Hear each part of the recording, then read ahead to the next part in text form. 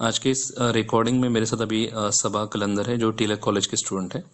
और आज आज के रिकॉर्डिंग में आपके साथ वो पूरा जर्नी आप मैंने पूरा शेयर करेगी कि कैसे उसने पढ़ाई किया था वगैरह, और फोर्थ ईयर या फिर इंटर्नशिप से क्या कहाँ से पढ़ाई किया था ऐसे।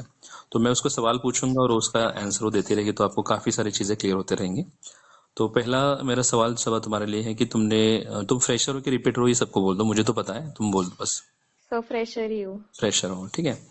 दूसरा ऐसा कि इंटर्नशिप तुमने कैसे किया था, वर्किंग किया था, सेमी वर्किंग था वगैरह सब? सब वर्किंग ही था, internship semi working. Semi working, okay क्या। और हाँ इसमें थोड़ा इलेबरेट करो कि इंटर्नशिप में कैसे पढ़ाई किया, फिर क्या क्या दिक्कतें आई ऐसे। सर, इंटर्नशिप में तो कैसा रहता है, अपने को ड्यूटी मैनेज करके पढ़ाई मैनेज करनी पड़ती है। हम्म। मतलब आपको ऐसा कभी नहीं होता कि पूरा दिन मिलेगा पढ़ाई के लिए।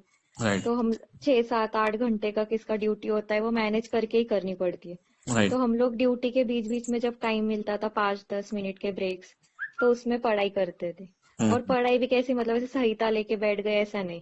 हम्म। अपने मिसलेनियस टेस्ट सॉल्व कर दिए, छोटे छोटे द्रव्य के टेस्ट, रस के टेस्ट वो सॉल्व कर दिए। हम्म। फिर एक कोई छोटा टॉपिक पढ़ लिया। तो बहुत सारा मतलब ऐसा वॉलेटाइल सब्जेक्ट उधर ही कवर हो जाता था। और एक इंटर्नशिप का मुझे सर सबसे अच्छा बात लगता था कि ग्रुप डिस्कशंस, ओके। जो बहुत ऐसे वॉलेटाइल सब्जेक्ट्स है जिसको ट्रिक्स की जरूरत है। हम्म। तो हम ऐसे 7 8 लोग मिलके उसके ट्रिक्स बनाते थे डिस्कस करके, और वो लॉन्ग टर्म मेमोरी में हो जाता है अपना। तो वो मतलब 1 2 बार भी पढ़ लिया तो हो गया फिर। तो ये तो 5 मिनट वगैरह जो तुम यूज करते थे इंटर्नशिप के ड्यूरेशन में, हाँ होता था हमेशा कि कंटा लाता था उस टाइम पे ड्यूटी करते करते पढ़ना? सर, कंटाला तो आता था, लेकिन कैसा होता था, 7 8 लोग ग्रुप में थे। हम्म। तो एक ने भी अपना मोबाइल निकाल के स्टार्ट किया तो उसे देख के ऐसा होता था, यार हम अभी पीछे क्यों रहे, हम भी स्टार्ट करते। ओके। तो ऐसा हमेशा होता था। कोई ऐसा फ्री नहीं बैठता था, किसी एक या दो ने स्टार्ट किया तो हम लोग मतलब इन्वॉल्व हो ही जाते थे वो डिस्कशन में या टेस्ट सॉल्विंग में। क्योंकि तो इंटर्नशिप का ये एक फायदा था कि देखकर पढ़ाई ज्यादा होती थी।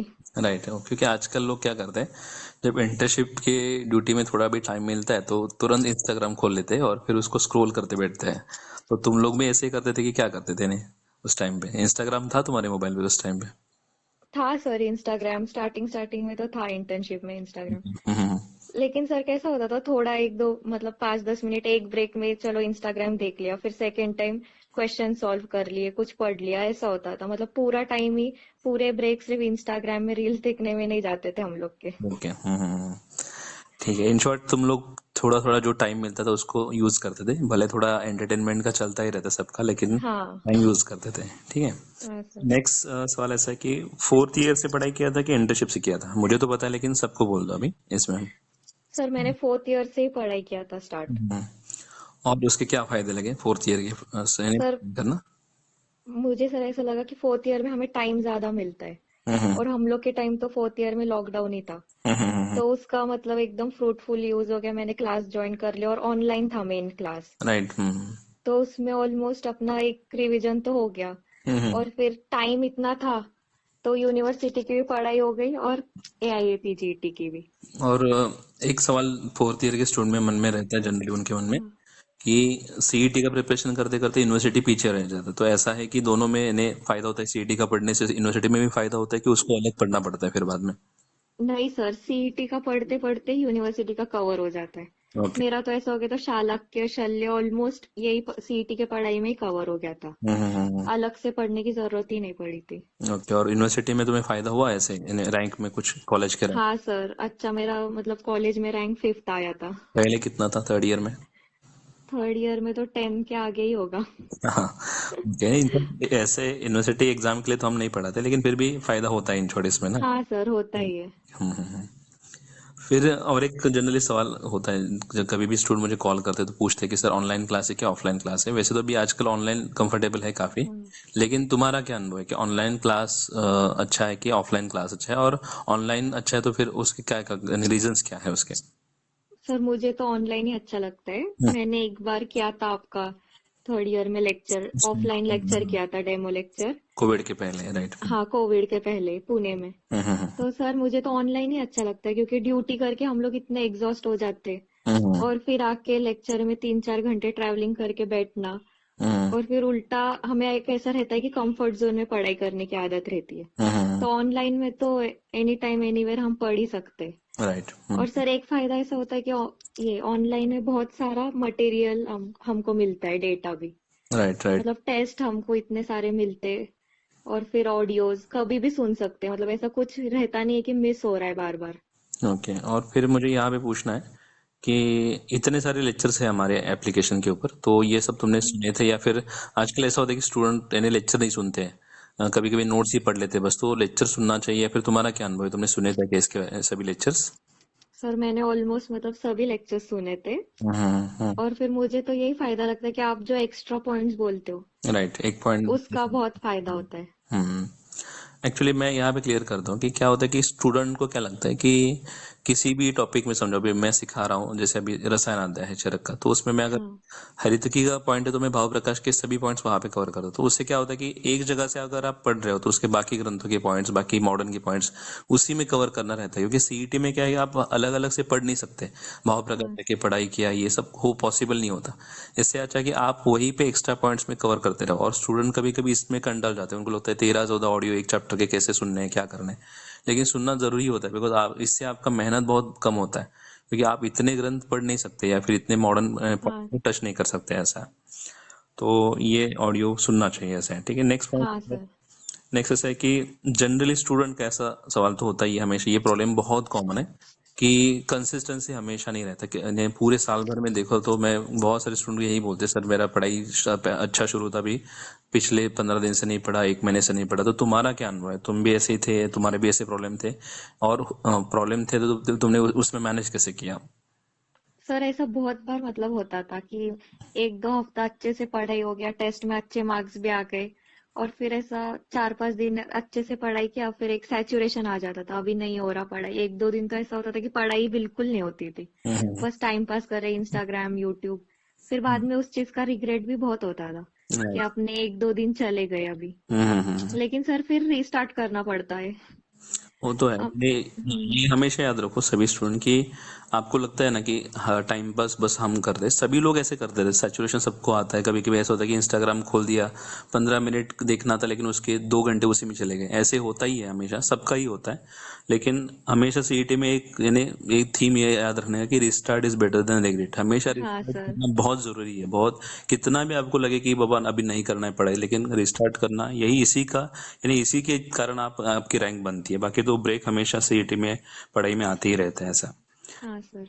नेक्स्ट ऐसा सवाल है कि टेस्ट के मार्क्स के बारे में भी बहुत स्टूडेंट ऐसे कॉन्शियस रहते हैं कि टेस्ट के मार्क्स कम ज्यादा होते रहते हैं, तो तुम्हारा क्या अनुभव है कि तुम्हारे मार्क्स वैसे ही रहते हैं हमेशा, कि कम ज्यादा हुए, या फिर ऐसा कभी एक आधा इंसिडेंट बोलो कि जिसमें बहुत मार्क्स कम हो गए, बहुत डिप्रेशन आ गया, ऐसा कुछ हुआ था क्या तुम्हारे साथ ऐसा? मतलब सर साल भर में टेस्ट के मार्क्स तो कम ज्यादा होते ही रहते, हम्म। और फिर ऐसा एक आधी टेस्ट में कम मार्क्स आए तो ऐसा बहुत लगता है कि मतलब नेक्स्ट टेस्ट देनी ही नहीं चाहिए, अपने से नहीं हो पाएगा। लेकिन आप बार बार हमेशा हमें क्लास में बोलते रहते हो कि मार्क्स पे ध्यान मत दो, बस अपना सिलेबस कवर करो। राइट। तो वही हम लोग ध्यान में रखते थे कि बस मार्क्स पे ध्यान नहीं देने, सिलेबस अपना कवर करना है। और सर एक दो बार ऐसा हुआ था कि बहुत कम मार्क्स आए थे, तो डिप्रेशन एक आता है कि अभी अपने से नहीं हो पाएगा, राइट। ये सिलेबस ऐसा है कि सिर्फ रट्टा मारो, हम्म। कुछ लॉजिकल नहीं लगता हमें। राइट। तो सर ऐसा बहुत बार होता है, वो एक लेकिन फिर से रीस्टार्ट कर। सीईटी का ऐसा ही है कि सीईटी की पढ़ाई में क्या है कि वो लॉजिकल कुछ है नहीं है, फिर क्लिनिकल चीजें है नहीं उसमें, बस याद करना है तो। और इतने सारे नंबर वगैरह वो सब पढ़ने में उसको बोर होता है, लेकिन वो बोर को आपको बीट करना जरूरी है, वो बोर फीलिंग। क्योंकि क्या होता है कि अगर आप पढ़ाई में छोटे छोटे ब्रेक्स अगर हमेशा लेते रहोगे तो फिर वो बहुत ज़्यादा बैकअप यानी बैकलॉग तैयार हो जाता है, और हाँ बैकलॉग सर। कवर करना फिर बाद में बहुत मुश्किल हो जाता है। हाँ नेक्स्ट ऐसा है कि मेरा सवाल कि ऐसा एक आधा इंसिडेंट बोलो जो जिसमें बहुत ऐसा लगा था कि अभी मेरे से नहीं हो पाएगा ऐसे, यानी सबके साथ ऐसे होता है जनरली, लेकिन तुम्हारे साथ हुआ था कैसे, कि एक आधा इंसिडेंट ऐसे बोलो जो बहुत ऐसे डिप्रेस लगा था, अभी छोड़ दो पढ़ाई ऐसे वाला। सर, अभी हम लोग की पीएचसी चालू थी तभी एक बार ऐसा हुआ था कि बिल्कुल पढ़ाई नहीं हो रहा था, मैंने एक दो हफ्ते से पढ़ाई नहीं किया था। हम्म। और मैं तभी तो 10 आवर्स 15 आवर्स ऐसे पढ़ाई करती थी। ओके। तो सर तब ऐसा लगता था कि जाने दो, छोड़ दो, अभी नहीं करना है मुझे, ये कुछ भी लॉजिकल नहीं है। हम्म। देना है मतलब देना है, बस ट्राई करके देखते, ये मॉक टेस्ट टाइप देते, ऐसा बहुत बार सर लगता है, और ये फीलिंग हमेशा आती रहती है पूरे साल भर। राइट। तो सर लेकिन तभी फिर मेरे फ्रेंड्स लोग ने बोला ठीक है, एक दो हफ्ते का ब्रेक ले ले, फिर से रीस्टार्ट कर, अच्छे से फ्रेशन अप हो जाओ, फिर स्टार्ट करो। हम्म। यानी सबके साथ ऐसे ही होता है, जो ऑल हाँ इंडिया सर। 29 रैंक है उसके साथ भी यही होता है और आपके साथ भी यही हो रहा है अगर आप आज पढ़ाई कर रहे हो तो ऐसा। हाँ वो सर। नेक्स्ट ऐसा है कि अभी का जो पेपर पैटर्न है उसमें बहुत इन्हें कॉम्प्लिकेटेड कर दिया है, बहुत ज़्यादा लंबे लंबे से सवाल रहते हैं। तो इसमें तुम्हारा क्या सजेशन है सबके लिए कि कैसे पढ़ाई करनी चाहिए, या फिर क्या एक बेसिक उसमें चेंजेस क्या लाने चाहिए पढ़ाई में? सर पहले तो ये बोलूंगी कि बृहत्त्रयी अपनी संहिता से ही पढ़नी चाहिए। नोट से नहीं पढ़े ऐसे? नहीं सर, मैं तो संहिता से ही स्टार्टिंग से, मैंने जब से क्लास ज्वाइन किया तब से संहिता से ही पढ़ाई की है। ओके। और फिर सर कैसा रहता है, संहिता से हम लोग पढ़ते हो तो आप हर ऑडियो में बताते हो हमें कि इस श्लोक पे ऐसा असर्शन रीजन टाइप बन सकता है, फिल इन द ब्लैंक्स बन सकता है। तो हम लोग वैसा हर श्लोक पे मार्किंग करके ही रखते थे अपने संहिता में। राइट। तो उसका सर एक ये ऐसा फायदा होता है कि घुमा फिरा के कुछ भी क्वेश्चन आया हमें संहिता पे हमारे पेपर में, तो हमें सर मुश्किल नहीं हुई वो ज्यादा ये सॉल्व करने में क्वेश्चन। बहुत इजी तुम्हारे हुआ मार्क्स था। कितने हैं अभी? मार्क्स कितने हैं इस साल के? मार्क्स कितने हैं? 343। 343 है, राइट। देखो, 343 फ्रेशर में निकाला है। हाँ सर। और इन शॉर्ट तुम्हारा कहना है कि संहिता से ही पढ़े बृहत के लिए एटलीस्ट, हाँ सर। संहिता को स्किप ना करे, यानी नोट। हाँ फिर नोट्स पढ़े कि नहीं पढ़े, फिर क्या करें नोट्स के सर, लिए? पढ़ना चाहिए सर। एक बार आपकी संहिता से पूरी अच्छे से पढ़ के हो गया हम्म। तो आपको बाद में तो मुझे ऐसा लगता है नोट्स की ज्यादा जरूरत भी नहीं गिरती। आप सिर्फ श्लोक ही पढ़ने लग जाते हो, राइट। ट्रांसलेशन तो पढ़ते ही नहीं हो। हम्म। तो उसके लिए अपने नोट्स भी रिफर किए, तो अपने नोट्स बहुत डिटेल में भी है। राइट। तो आप नोट्स बाद में रिफर करो, लेकिन पहले संहिता से ही पढ़ो। ओके। और लघुत्रयी जो होते हैं यानी शारंदर वगैरह, इसके लिए भी तुमने संहिता पढ़े थे कि नोट्स पढ़े थे क्लास के? नहीं सर, अपने क्लास के नोट्स ही पढ़े थे उसके लिए। ओके, नोट्स हमारे डिटेल है तो हो हाँ जाता है। सर, और शारंगधर तो अपना बहुत डिटेल में मुझे पेपर में भी समझ आए थे। उसके 2-3 क्वेश्चंस आए थे हम्म। जो मैंने अपने इसमें से पढ़े थे, और वो मतलब राइट भी हो गए थे। हम्म। और एक ऐसा है कि स्टूडेंट का ये जनरली सवाल होता है कि टेस्ट का जो सिलेबस होता है वो हमारा बहुत वास्ट होता है, यानी एक हफ्ता तो उसमें कंप्लीट ही नहीं हो पाता सिलेबस। हाँ। मोस्टली बहुत सारे कम स्टूडेंट ऐसे बोलते हैं कि सिलेबस कवर हो गया, बाकी सभी लोग ऐसे बोलते हैं कि सिलेबस होता नहीं सर का। तो फिर इसमें तुम्हारा अनुभव क्या है कि सिलेबस ऐसे ही रखे या फिर कम कर दे सिलेबस वीकली मेजर टेस्ट में? नहीं सर, मैं तो बोलूंगी ऐसे ही रखो सिलेबस। स्टार्टिंग स्टार्टिंग में सर मुझे भी ऐसे ही लगता था कि ये सिलेबस बहुत ज्यादा है, कंप्लीट नहीं होता है, रिवीजन नहीं होता है सिलेबस का टेस्ट के लिए। हम्म। लेकिन सर फिर बाद में जब अपनी मॉक टेस्ट आई, तब हम्म। फिर ऐसा लगा अरे अभी हम लोग तो ये सिलेबस के लिए यूज टू हो गए। ओके। मतलब पहले पहले ऐसा लगता ही है कि ये सिलेबस बहुत ज्यादा है, हमसे नहीं हो पाएगा। हम्म। लेकिन जब सर मॉक टेस्ट आती है ना, तब इसका फायदा ये समझता है राइट। यानी इन कि हमको टेंशन नहीं आता है। राइट। जो मैं हमेशा बोलता ही रहता हूँ स्टूडेंट को कि आप फाइनल एग्जाम को सोच के पढ़ाई करें, बिकॉज आपको सब हाँ सर। यानी सब कुछ पढ़ के एग्जाम देना है। ऐसा नहीं कि आप चरक के ऊपर एग्जाम है, सुश्रुत के ऊपर एग्जाम है, ऐसा। और कोई भी जनरली पेपर में आप देखोगे क्वेश्चन कभी चरक का आता है, कभी सुश्रुत का आता है, कभी रस्त का आता है, ऐसा कुछ उसमें हम्म। रैंडम क्वेश्चन रहते हैं। तो उसके लिए भी ये जरूरी है कि एक साथ इतना सारा सिलेबस आपके वीकली मेजर टेस्ट में होना चाहिए ऐसा। सर और हमें एक सिलेबस में अपने मल्टीपल सब्जेक्ट्स पढ़ते रहते हैं। हम्म। तो सर वो एक डर भी चला जाता है कि हम इतने सारे सब्जेक्ट्स कैसे पढ़ेंगे। राइट। एक साथ इतने सब्जेक्ट का टच भी रहता है वीकली मेजर टेस्ट में, हाँ। क्योंकि अकेला चरक का अगर समझो टेस्ट रखा तो वो तो पढ़ लेंगे आप। जो हाँ। उसमें रस भी रखा है, द्रव्य भी रखा है, थोड़ा मॉडर्न भी रखा है, तो सब पढ़ने की एक आदत लग जाती है पहले से। हाँ।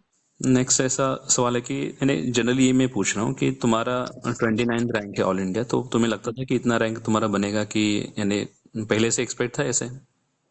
नहीं सर, मुझे नहीं इतना एक्सपेक्टेड था कि रैंक, ऑल इंडिया रैंक इतना तक आएगा। ओके। तो 29 रैंक जो तुमने ये समझो, या फिर 30 के पहले का रैंक है ऑल हाँ। इंडिया में, तो किसी को अगर फ्रेशर में 30 के पहले अगर रैंक निकालना होगा तो उसको क्या करना पड़ेगा? यानी तुम्हारा सजेशन क्या है इसमें?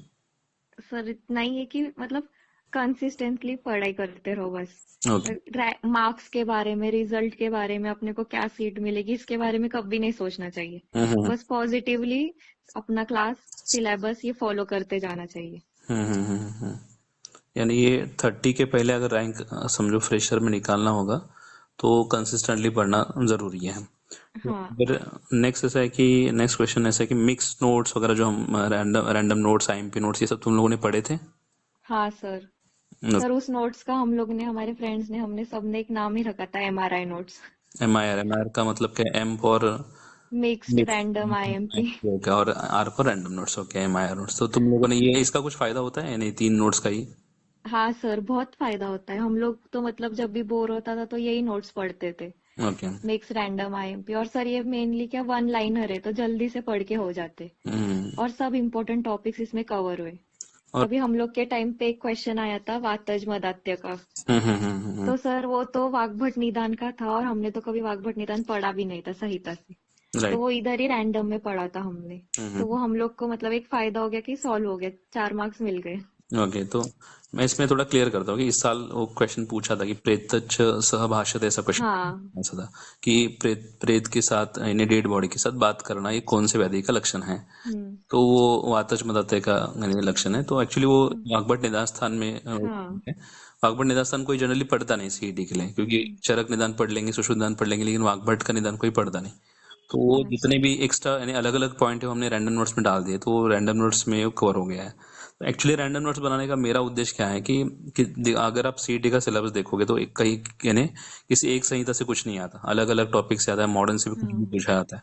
और इतने सारे पेपर है, पारिक में भी देखो इतने सारे पेपर है, ये स्टूडेंट से सॉल्व भी नहीं होते। तो वो खुद ही मैंने हम्म। सॉल्व करके उसके जो अच्छे अच्छे पॉइंट्स वो सब उस नोट्स में डाल दिए, या फिर पुराने जितने भी पेपर मुझे मिले या फिर अलग अलग बुक से पढ़ के वो सब नोट्स बन चुका है ऐसा। तो रैंडम नोट्स पढ़ना जरूरी है। और पेपर का पैटर्न भी हमारा कैसा है कि ऐसा नहीं कि चरक का एक सेक्शन उसी में चरक के क्वेश्चन आएंगे, ऐसा नहीं होता। 120 क्वेश्चन में अगर आपने क्लिक कर दिया, पहला चरक का आ गया, दूसरा समझो रस का आ गया, तीसरा द्रव्य का आ गया, तो रैंडम हाँ हमारे सर। ब्रेन को एक आदत हो जाती है कि कैसे इन्हें हर सवाल को डील करना है, हर सवाल के साथ, क्योंकि हाँ। हमारे पास 120 मिनट है और हर क्वेश्चन के लिए बस एक ही मिनट होता है। तो इसलिए वो रैंडम नोट्स बहुत हेल्पफुल है। हाँ सर। टेलीग्राम के क्वेश्चन मैं हमेशा 7 से लेकर 10 बजे तक शाम में डालता हूँ। तो टेलीग्राम के क्वेश्चन तुमने सॉल्व किए थे कि तुम्हारे भी बहुत ऐसा होता था कि नहीं किया है? नहीं सर, मैं मतलब रेगुलरली सॉल्व करती थी टेलीग्राम के क्वेश्चन। स्टार्टिंग स्टार्टिंग में सर ऐसे छूटते थे क्वेश्चन, लेकिन बाद में एक 6 7 8 महीना तो मैंने एकदम रेगुलरली जैसे क्वेश्चन आए वैसे रोज के 5 क्वेश्चन सॉल्व भी करती थी ओके। सर। और टेलीग्राम क्वेश्चन का एक था, एग्जाम के लास्ट वीक में एक क्वेश्चन पढ़ा था टेलीग्राम पे, हम्म। बला चतुष्टय सर। और वो सेम क्वेश्चन हम लोग को फाइनल पेपर में आया था। हाँ, मुझे याद है मैंने डाला था कि भावप्रकाश हाँ। बला चतुष्ट में कौन सा द्रव्य नहीं है करके। और वो तुम्हारे शायद इस साल के आईपीएडी में पूछा था। हाँ। कभी कभी एक एक्चुअली टेलीग्राम पे मैं रेयर क्वेश्चन ही डालता हूँ। इससे क्या होता है कि तुम लोगों को एक हाथ दूसरा क्वेश्चन का भी फायदा हुआ ना, तो एक बहुत अच्छे मार्क्स मिल जाते हैं उसमें। क्योंकि एक क्वेश्चन अगर आपने गलत नहीं किया और आपको मिला है उसका मार्क्स, तो ऑलमोस्ट 4 to 5 मार्क्स का फायदा हो जाता है उसमें। हाँ सर। हम्म। और एक लास्ट मेरा सवाल ऐसा है कि आने वाली जो बैच है अभी जो नेक्स्ट ईयर सवाल एग्जाम देगी, हाँ उसके लिए तुम्हारे अनुभव से क्या सजेशन है? एक 3 4 पॉइंट ऐसे बोलो जो उनको मेंटेन करने चाहिए पूरे साल भर में। सर, सबसे पहले तो कंसिस्टेंसी, जो आप पूरा साल हमको बोलते ही रहते हो, और वो रिजल्ट लगने के बाद ही समझते हैं उसकी अहमियत। हाँ, वो याद रखो कि कंसिस्टेंसी वर्ड शायद आपको बोर होता होगा कि सर क्या हाँ। वही बोलते रहते हैं, वही बोलते रहते हैं ऐसा, लेकिन कंसिस्टेंट रहना बहुत जरूरी है। फिर दूसरा क्या तुम्हारा अनुभव है? Second, patience. Sir okay. Patience तो बहुत लगते हैं, और सर अभी इतने डिस्ट्रैक्शंस होते हैं ना पूरे साल भर में हम लोग के, हम्म। मतलब करना चाहिए ये नहीं, एग्जाम देनी चाहिए नहीं देनी चाहिए, ऐसा बहुत सारे डिस्ट्रैक्शंस रहते हैं। तो उनको सब साइड में रख के बस पॉजिटिवली पढ़ते ही रहना, ये तो सबसे इम्पोर्टेंट है। यानी कंसिस्टेंसी, पेशेंस और डिस्ट्रैक्शंस को अवॉइड कर दें। अवॉइड करना। हम्म। और सर एक बात, मतलब हमेशा एक ही कोई मेंटोर को या क्लास को फॉलो करना। हम्म। हम लोग सर मतलब बहुत सारे स्टूडेंट्स क्या करते हैं, बहुत अलग अलग नोट्स पढ़ते हैं अलग क्लासेस के, अपने क्लास के छोड़ के, फिर उन्हें वो अच्छे लगने लग जाते हैं। हम्म। लेकिन सर कैसा होता है, बाद में जाके पता चलता है कि बहुत ज्यादा कंफ्यूजन हो रहा है कि अरे अपन ये भी सही से नहीं फॉलो कर पा रहे और वो भी नहीं। राइट। तो पूरा साल कोई एक ही मेंटोर या क्लास को फॉलो करो, बस हो जाता है। हो जाता है। ये क्या है कि मेरा अनुभव मैं इसमें बोलता हूँ कि आप जहाँ पे भी हो, आप इसी क्लास में हो फिर दूसरे क्लास में हो, आप जो जिस क्लास को ज्वाइन किए ना हाँ। उसे फॉलो करो। फिर इसका थोड़ा आधा, इसका थोड़ा आधा, ऐसे करते करते आप बहुत कंफ्यूज हो जाते हैं स्टूडेंट से। इससे अच्छा है कि हम्म, जो आपके पास कंटेंट है उसको अच्छे से करते रहो ना। ऐसा नहीं कि हमारे ही क्लास में करना है, आपको जहाँ भी आपने ज्वाइन किया उसको फेथ हाँ रखो टीचर्स के ऊपर और उनका फॉलो करते रहो, आपको डेफिनेटली फायदा होता है। सर, मैंने तो पूरा 1 2 साल बस मतलब अपने क्लास को ही फॉलो किया, नोट्स ऑडियोज लेक्चर्स, बस इतना ही, टेस्ट। और वो तो है, हम अभी 10 11 साल से ले रहे तो हम लोग को पता ही रहता है कि हम्म। इसका डेप्थ कितना है एआईबीएटी की प्रिपरेशन में, तो क्या क्या करना पड़ता है ऐसा। लास्ट ऐसे डिस्ट्रैक्शन के ऊपर मैं पूछता हूँ कि आजकल स्टूडेंट का बहुत होता है कि नेटफ्लिक्स है, ये है, वो है, तो तुम ये सब तुम्हारे पास भी मोबाइल में था, और वेब सीरीज वगैरह सब ये सब देखना तुमसे भी होता था कि तुमने ये सब अवॉइड किया था? सर स्टार्टिंग स्टार्टिंग जब इंटर्नशिप स्टार्ट हो गई तो देखते थे हम लोग भी। ओके। लेकिन फिर सर बाद में ऐसा लगने लगा कि इसमें बहुत ही ज्यादा टाइम कंज्यूम हो रहा है। हम्म। एक सीजन देखने बैठ जाओ तो हम 2-3 सीजन देख के मतलब उठते, बिंज वॉच करते। हाँ हाँ। तो फिर सर मैंने उसका मतलब वो अनइंस्टॉल ही कर दिए। Right right. तो अवॉइड करना बहुत जरूरी है सर ये। क्योंकि हर महीने में कोई एक नया वेब हाँ। पिक्चर रिलीज हो जाता है, उसके बहुत सारे इधर उधर लोग स्टेटस रखते हैं, इंस्टाग्राम पे भी पोस्ट करते हाँ। हैं, तो फिर यानी हर स्टूडेंट को लगता है कि देख ले एक बार ऐसे करके, तो हर महीने में अगर हम ऐसे देखते रहे तो फिर पढ़ाई कब होगा, ऐसा है। हम्म, तो शुरुआत में तुम लोगों ने भी देखा, फिर बाद में अवॉइड कर दिया इन शॉर्ट। हाँ सर। ठीक है, इन शॉर्ट तुम्हारा जर्नी ऐसा रहा है, और कुछ भी रहेगा तो तुम लोग सबा से भी पूछ सकते हो, मैं उसका नंबर भी आपके साथ शेयर कर दूंगा बाद में ग्रुप पे। तो ये है उसका शॉर्ट में यही कि कंसिस्टेंसी मेंटेन रखे, पेशेंस रखे, और डिस्ट्रैक्शंस को अवॉइड करे, और क्लास के ऊपर फेथ रखे कि इसी जो है सिलेबस को पढ़ के हमारी रैंक बन जाती है, ऐसा। हाँ सर। ठीक है, ओके।